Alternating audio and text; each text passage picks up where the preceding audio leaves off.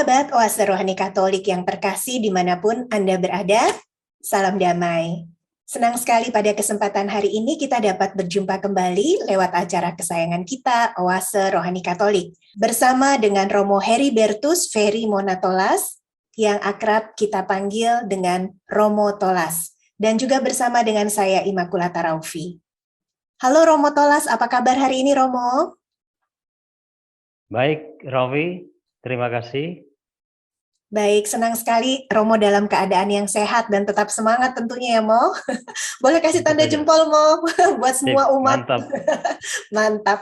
Baik, sahabat Oase Rohani Katolik yang terkasih dimanapun Anda berada, mari saat ini kita tenangkan hati kita. Kita mau memasuki acara dan mengawalinya dengan doa yang akan dipimpin oleh Romo Tolas. Baik, pencinta Oase Rohani Katolik di mana saja berada, marilah kita awali renungan kita kali ini dengan doa pembukaan. Dalam nama Bapa dan Putra dan Roh Kudus. Amin. Allah Bapa yang Maha Pengasih, kami bersyukur atas anugerah hidup yang berlimpah Kau berikan kepada kami hingga saat ini. Meskipun kami kerap merasa lelah oleh beban hidup, oleh situasi krisis yang mendera keluarga, bangsa, dan dunia, namun Engkau tak pernah meninggalkan kami. Kini kami ingin mendengar, merenungkan sabda-Mu. Arahkanlah hati dan budi kami untuk mengerti kehendak-Mu melalui ragam peristiwa pahit hidup yang kami alami, belajar dari sabda-sabda yang kami dengar. Semoga kami tidak kehilangan arah dan putus asa, melainkan semakin tekun berdoa, berharap, dan berjuang mengikuti-Mu di jalan terjal persiaran hidup kami. Karena Yesus Kristus Tuhan dan Juru Selamat kami yang hidup dan berkuasa, kini dan sepanjang masa. Amin. Amin.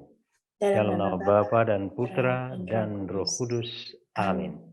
Terima kasih Romo Tolas untuk doanya yang sungguh-sungguh ketika kita mendengarnya membuat kita sangat terhibur Romo dan dikuatkan. Karena Tuhan selalu menyertai kita ya. Amin. Amin. Baik, sahabat Oase Rohani Katolik yang terkasih, seperti biasa kita akan mendengarkan bacaan-bacaan kudus sesuai dengan kalender Gereja Katolik.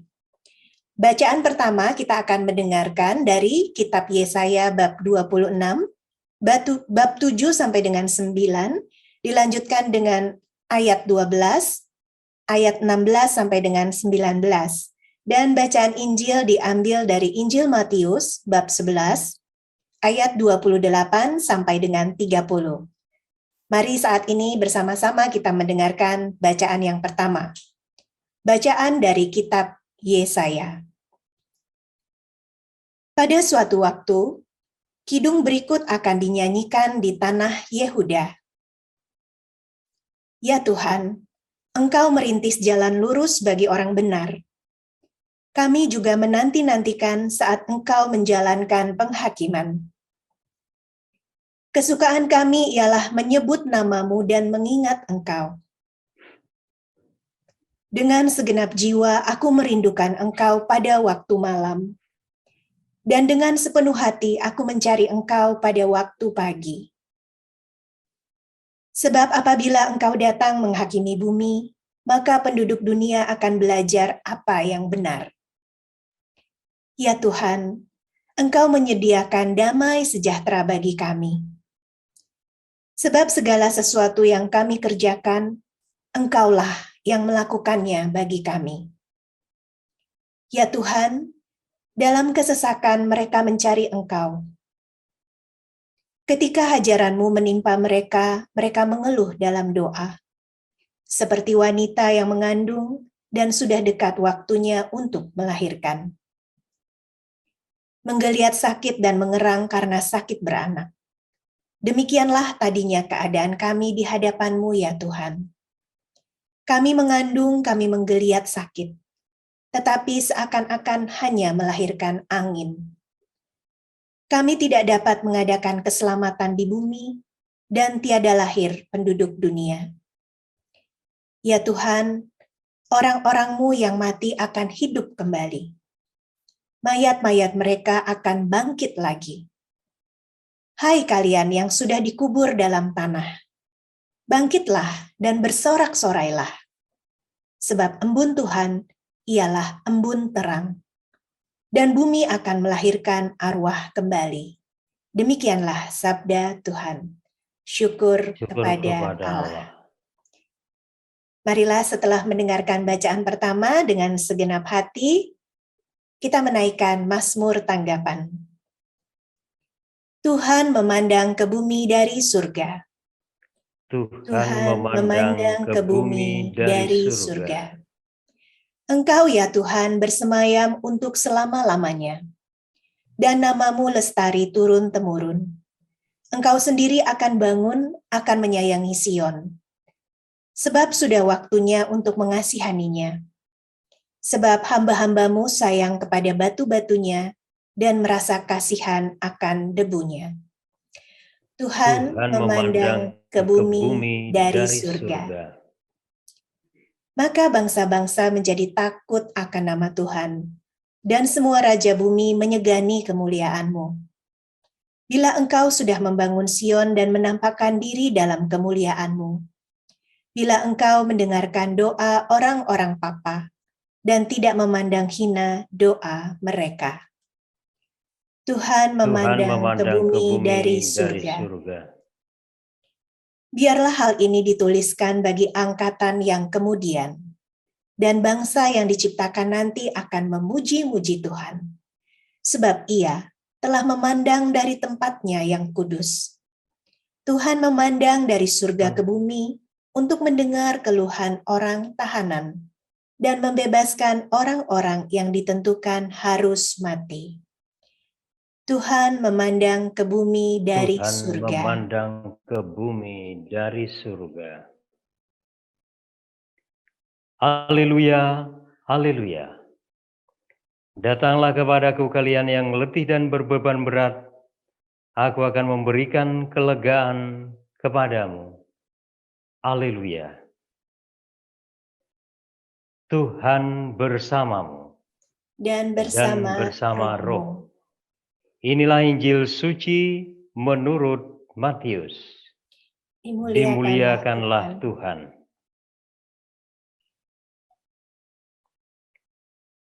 Sekali peristiwa, bersabdalah Yesus,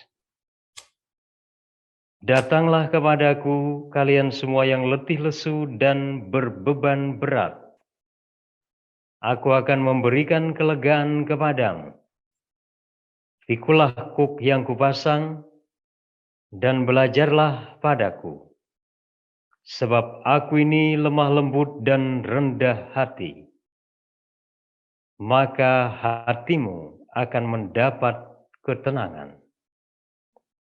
Sebab enaklah kuk yang kupasang dan ringanlah bebanku."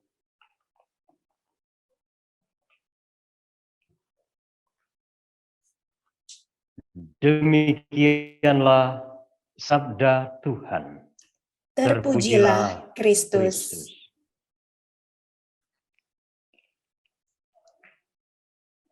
Ya, terima kasih Romo Tolas untuk bacaan Injil yang sudah kita dengarkan bersama. Seperti biasa Romo Tolas, selama kurang lebih 1 jam kemuka kita akan berbincang-bincang mengenai bacaan-bacaan rohani tersebut.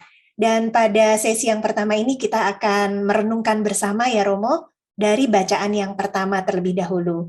Hikmat apa Romo yang bisa kita petik dari bacaan tadi? Dari kitab Yesaya ya tadi Romo ya? Ya, baik Rawi dan pencinta wasi rohani terkasih. Bacaan pertama dari kitab Nabi Yesaya yang hari ini kita dengarkan menampilkan sebuah kidung pujian kepada Tuhan sebagai perintis jalan menuju ke jalan yang benar yaitu perintis jalan lurus bagi orang benar. Dialah Allah yang menyediakan damai sejahtera bagi bangsa Israel. Allah yang memberikan harapan bagi mereka yang berputus asa. Yesaya dalam bacaan ini menggugah keyakinan umat Allah bahwa orang benar akan berjalan di jalan lurus yang dirintis Tuhan, yaitu jalan menuju keselamatan. Orang benar akan selalu merindukan Tuhan, merindukan penghakiman Allah untuk dapat menemukan kebenaran sejati. Nah, orang benar, orang yang berjalan di jalan yang lurus, tidak pernah akan takut terhadap penghakiman Allah. Karena mereka yakin bahwa hidup mereka berkenan kepadanya. Mereka yakin bahwa mereka hidup di bawah standar kebenaran Allah. Lain halnya dengan orang-orang fasik. Meskipun mereka harus bersusah, lelah, orang benar akan mendapat ganjaran hidup damai sejahtera dalam kemuliaan abadi. Pencinta wasi rohani yang terkasih, harapan akan damai sejahtera inilah yang meneguhkan keyakinan orang benar untuk berjuang gigih, untuk setia dalam kebenaran. Mereka tidak mudah terpengaruh, tergoda dengan kesuksesan orang fasik.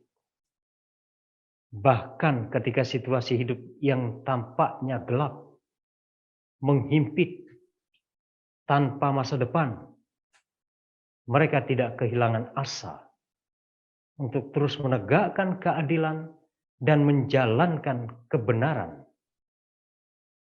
Walaupun sakit dan pedihnya perjuangan bagi wanita bersalin yang hanya melahirkan angin, mereka tetap yakin dan percaya Tuhan adil dan benar dalam penghakimannya. Bahkan mereka pun percaya bila orang-orang benar yang mati akan dibangkitkan oleh Tuhan pada waktunya. Jalan orang benar memiliki harapan keabadian yang tidak pernah mati. Kehidupan mereka, walaupun dianggap rendah,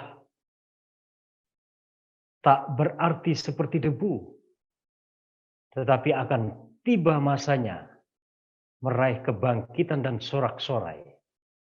Mereka percaya bahwa dunia akan selalu ada masanya, ada akhirnya, dan tiba saatnya akan penghakiman untuk seluruh bumi. Dan mereka yakin akan tetap di jalan kebenaran.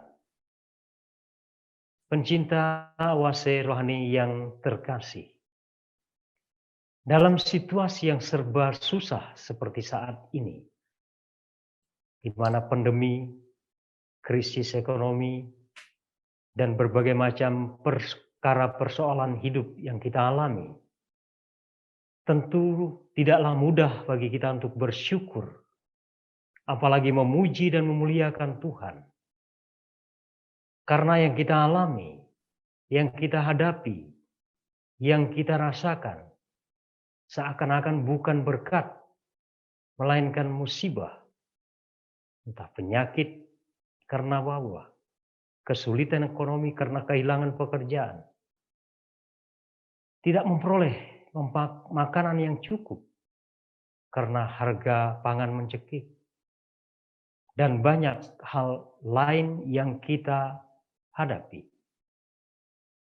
Hal yang terungkap dari mulut hanyalah dumelan, umpatan, sumpah serapah, kekecewaan, Sesuatu yang dirasakan hanyalah keputusasaan. Seakan-akan Tuhan sudah mati. Harapan pun berubah menjadi keputusasaan. Nah, kitab Nabi Yesaya yang baru saja kita dengar mengajak kita untuk tidak menyerah, untuk tidak mengeluh dan berputus asa, meskipun mengalami kesulitan yang begitu hebat.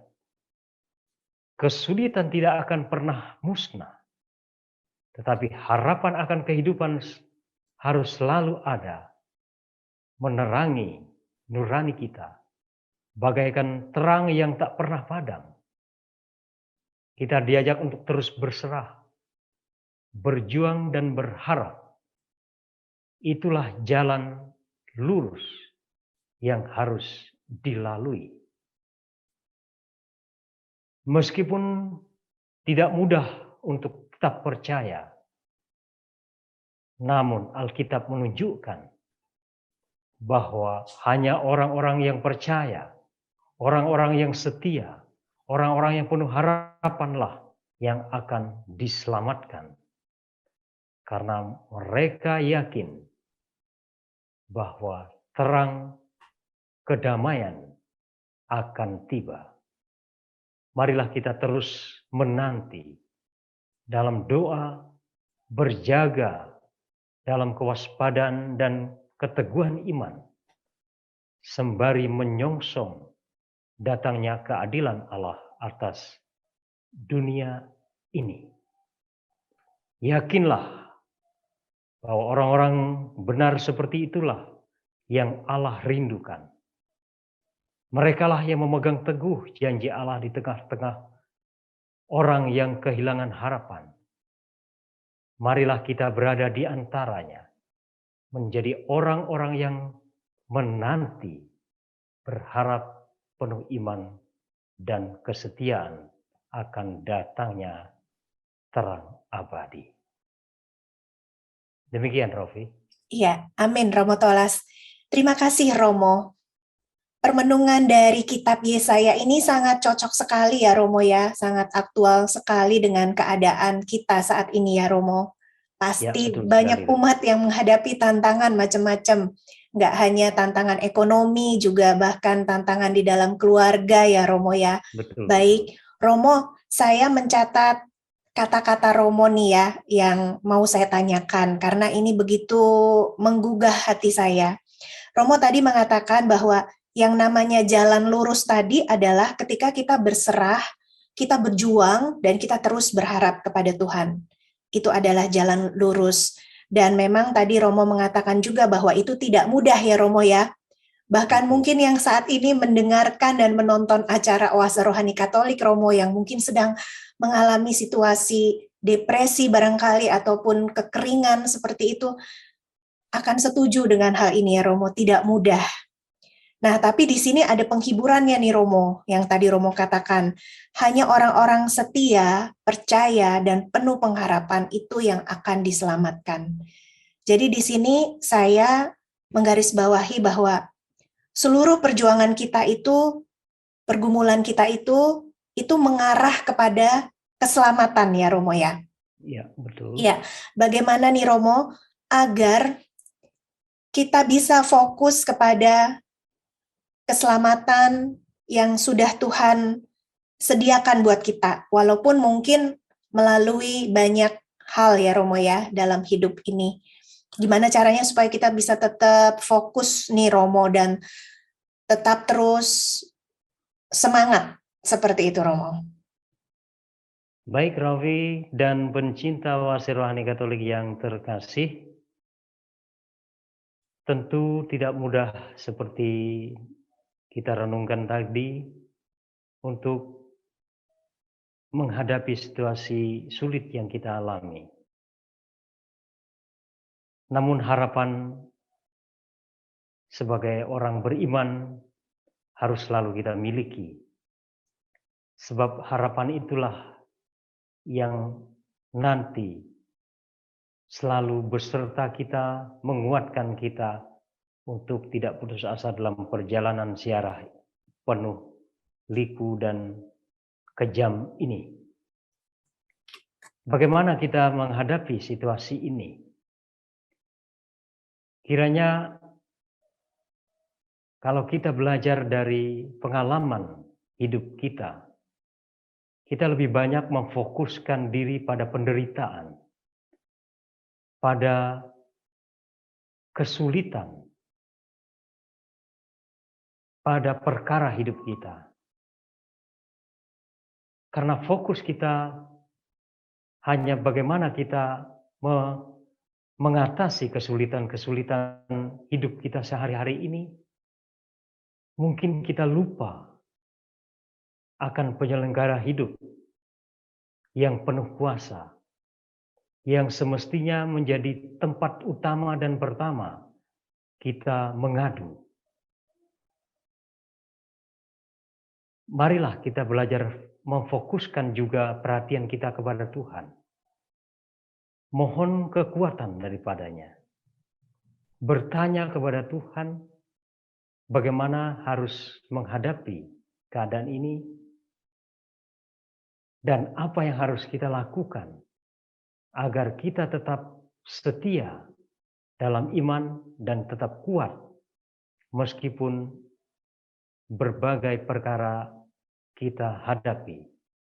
Saya yakin bila kita berserah kepada Tuhan, berdoa dengan tekun, percaya seperti seruan Nabi Yesaya ini, Tuhan akan menunjukkan tanpa kita sadari jalan lurus itu. Sebab Tuhan tak pernah meninggalkan kita. Bagi orang yang benar, Dia akan menuntun menuju keselamatan yang kita impikan dan tentu yang Allah telah sediakan bagi kita. Kiranya begitu, Rofi. Iya, amin Romo, amin Romo. Terima kasih Romo. Jadi kita harus fokus pada penyelenggaraan ilahi ya Romo ya, yang day by day memberikan kita rahmat yang luar biasa. Dan tentunya dengan bersyukur ya Romo ya, karena lihatnya kepada kebaikan Tuhan. Dan terima kasih Romo, Romo sungguh menguatkan kami melalui firman ini bahwa ketika kita tetap setia pada Tuhan, maka tanpa kita sadari Tuhan akan menyediakan jalan lurus itu ya Romo. Ya, betul. Iya, saya percaya Romo, kita semua yang mendengarkan firman Tuhan hari ini, yang sudah mengalami kasih Tuhan, pasti bisa kasih jempol 2. Ya Romo ya. Amin, Oke. amin. Sahabat Oase Rohani Katolik yang terkasih dimanapun Anda berada, kita akan melanjutkan perbincangan rohani kita di sesi yang kedua setelah yang satu ini. Jangan kemana-mana, tetap bersama dengan Romo Tolas.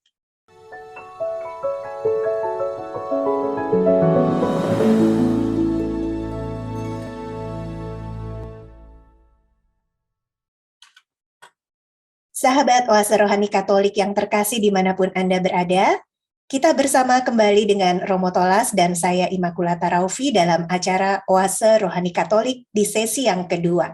Baik Romo Tolas, bagi teman-teman sahabat Oase Rohani Katolik yang mungkin baru bergabung dengan kita ya Romo, supaya bisa tetap terus mengikuti acara ini, barangkali Romo Tolas bisa sedikit memberikan ulasan mengenai sesi yang pertama yang tadi baru saja kita lewati.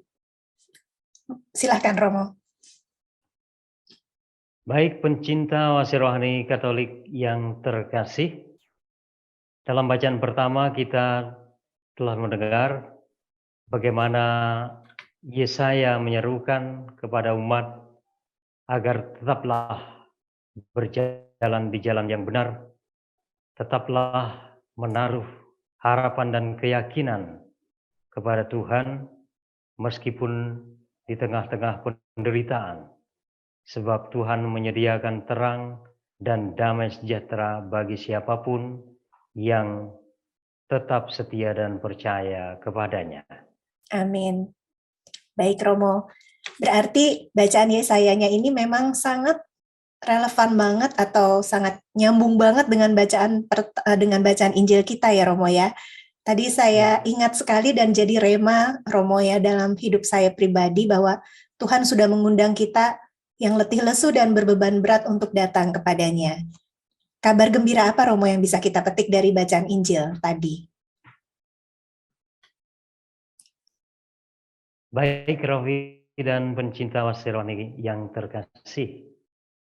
Dalam Injil hari ini, Yesus mengundang para pengikutnya untuk datang kepadanya. Dia meyakinkan mereka bahwa mereka akan merasa lega dan beroleh kesegaran bila mereka datang dan belajar darinya. Nah, undangan Yesus ini tentu bukan tanpa konteks. Kalau kita mengamati gerak Yesus dalam mengadakan mukjizat dalam Injil Matius khususnya, sebagian besar di daerah kecil di utara Danau Galilea, yaitu sekitar Kapernaum, Korazim, Betsaida, dan beberapa tempat lainnya. Meskipun Yesus banyak berkarya atau melakukan mukjizat di sana, tetapi respon orang terhadap sekian banyaknya mukjizat dan pengajaran Yesus sangatlah kecil. Mereka tetap keras kepala. Mereka tidak mau percaya. Akibatnya Allah tidak memberikan mereka pembebasan dari hukuman. Nah, para pemimpin agama di sana juga dan zaman itu pun kerap membuat peraturan yang memberatkan jemaatnya. Sehingga banyak orang merasa lelah dan gerah, terbebani. Kerasnya hidup ditambah situasi saat itu yang cukup sulit membuat banyak orang semakin terpuruk dan melelahkan. Nah, dari bacaan ini kita bisa melihat beberapa hal. Yang pertama, Yesus mengundang orang-orang itu untuk mengikuti Dia. Untuk belajar daripadanya bagaimana menghadapi himpitan dan keras sulitnya kehidupan tanpa merasa letih dan lelah. Mengikuti Yesus berarti percaya akan Dia sebagai Tuhan dan Juru Selamat dan hidup di dalam Dia. Nah, orang yang demikian akan memperoleh keselamatan, yakni hidup yang kekal. Yang kedua, selain memanggil setiap orang untuk percaya dan belajar daripadanya, Yesus juga kemudian mengundang untuk memikul kuk yang Dia pasang. Seperti kita ketahui, kuk dipakai untuk di atas pundak kerbau atau lembu untuk membajak. Yesus justru mengundang untuk memikulnya. Tapi seraya belajar daripadanya. Artinya, Yesus ingin agar orang menyerahkan diri pada kehendaknya. Mau diarahkan. Mau dituntun seperti lembu yang memikul kuk untuk membajak. Yang diarahkan oleh tuannya. Demikian pun kita. Demikian pun orang-orang yang mau percaya kepadanya. Harus siap untuk diarahkan. Bagaimana cara memikul beban itu. Selanjutnya orang yang berbeban berat yang datang kepada Yesus. Yang mau diarahkan olehnya, yang percaya kepadanya, pasti akan mampu memahami dan bisa dengan tekun dalam iman untuk menghadapi kesulitan, beratnya beban hidup yang harus dipikul. Dan Yesus menjanjikan bahwa bila itu terjadi, maka damai dan ketenangan, kelegaan akan mereka rasakan. Nah, pencinta wasi rohani yang terkasih, demikian pun bagi kita.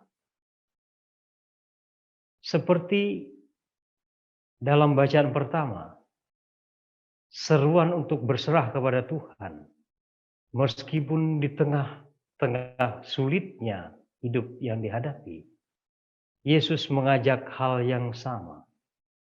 Tetap teguh, percaya, datang, belajar kepadanya. Yesus memang tidak menjanjikan bahwa beban akan hilang, perkara akan lenyap, tetapi Dia menjanjikan adanya kekuatan dan kesanggupan tanpa merasa terbebani dalam menjalani kesulitan hidup. Karena kita tahu bagaimana harus memikulnya menurut arahan Yesus bila kita bersedia mengikuti memikul kuk itu. Sebagaimana Yesus sendiri memikul beban dosa kita, penghinaan, ejekan, penolakan, ancaman, dan bahkan akhirnya penyiksaan dan dibunuh secara kejam di palang salib. Dia tetap tabah, kuat karena menyadari semua itu Dia alami, jalani demi kemuliaan Allah dan keselamatan umat manusia. Begitupun beratnya beban hidup kita harus kita terima dengan lapang dada dan ketulusan sebagai sebuah persembahan berharga untuk pelayanan terhadap keluarga, komunitas, dan gereja demi keselamatan mereka dan keselamatan juga diri kita, demi kesejahteraan banyak orang dan kesejahteraan hidup kita. Niscaya kita tidak akan merasakan beratnya perjuangan sebagai suatu beban yang menekan untuk dipikul. Karena Yesus beserta kita dan menuntun kita, bahkan membantu kita memikul beban hidup kita. Demikian pencinta wasi rohani Katolik yang terkasih dan Ibu Rawi. Baik, terima kasih Romo Tolas. Romo, tadi Romo mengatakan bahwa kita harus siap untuk diarahkan ya Romo ya. Kita harus mau diarahkan ketika kita menyerahkan diri kepada Yesus. Bagaimana Romo caranya untuk kita bisa mendengarkan arahan Tuhan? Karena kan namanya siap diarahkan, berarti siap untuk mendengarkan arahan juga ya Romo ya? Iya, barangkali Romo bisa memberitahukan kepada para pencinta wasa rohani Katolik bagaimana supaya siap diarahkan oleh Tuhan Romo.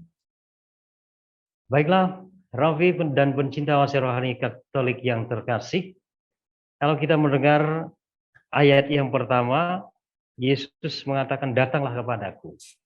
Datanglah. Pertama, Yesus memanggil untuk melihat, mendengarkan, dan percaya. Setelah kita percaya kepada Yesus, setelah kita melihat apa yang dibuat oleh Yesus, tentu kita akan yakin apa yang diarahkan oleh Yesus pasti mengarah kepada keselamatan.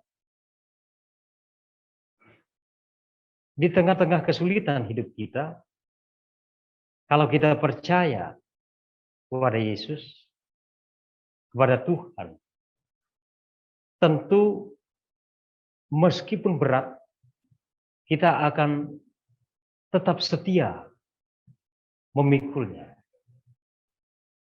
Kita tetap setia menyerahkan diri kita kepada Tuhan. Kita tidak meninggalkan doa, komunikasi spiritual kita dengan Tuhan. Kita tidak melarikan diri dari realitas hidup yang kita hadapi. Kita yakin dan percaya bahwa semua pengorbanan itu bukanlah sia-sia. Korban untuk keluarga, untuk komunitas, bahkan untuk gereja dan seluruh umat manusia.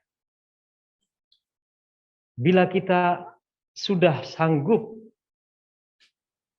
untuk memahami bahwa semua apa yang kita alami adalah bagian dari penderitaan Kristus, maka kita yakin bahwa kita pun akan sanggup untuk mendengarkan arahan Kristus.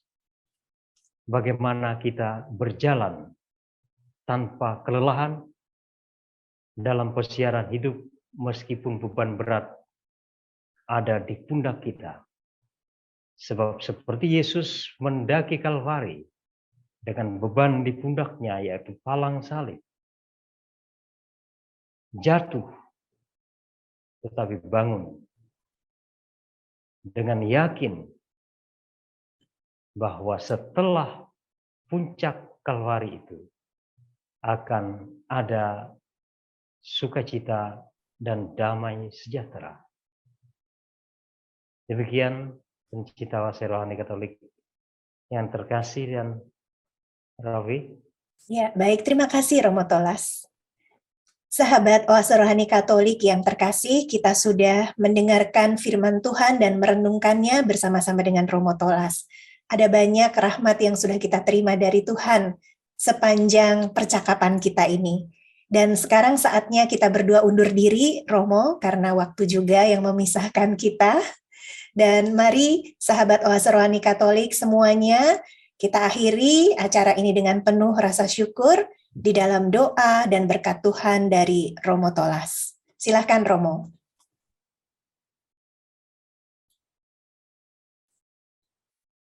Dalam nama Bapa dan Putra dan Roh Kudus. Amin. Amin. Tuhan, terima kasih atas sabda suci yang boleh kami dengar. Terima kasih pula atas renungan yang boleh kami alami. Kuatkanlah iman kami, tuntunlah jalan kami di jalan lurus-Mu, agar kami tetap setia kepadamu, menjadi orang benar yang siap menyambut kesejahteraan dan sukacita kekal damai sejahtera dalam kerajaan-Mu. Semoga kami pun sanggup menghadapi berbagai tantangan, cobaan, kesulitan, perkara hidup kami sehari-hari, karena kami telah belajar dari-Mu bagaimana memikul beban kami. Engkau adalah guru kami yang setia. Engkau adalah guru kami yang senantiasa membimbing kami. Maka kuatkanlah kami untuk tetap setia di jalan kebenaran-Mu. Karena Engkaulah Allah kami yang hidup dan berkuasa, kini dan sepanjang masa. Amin. Amin. Tuhan bersamamu. Dan bersama Roh-Mu. Roh-Mu. Semoga rencana dan hidup kita diberkati oleh Allah yang Maha Kuasa, Bapa dan Putra dan Roh Kudus. Amin. Amin. Sahabat Oase Rohani Katolik yang terkasih, selamat melanjutkan aktivitas Anda pada hari ini, selalu gembira dan tetap semangat.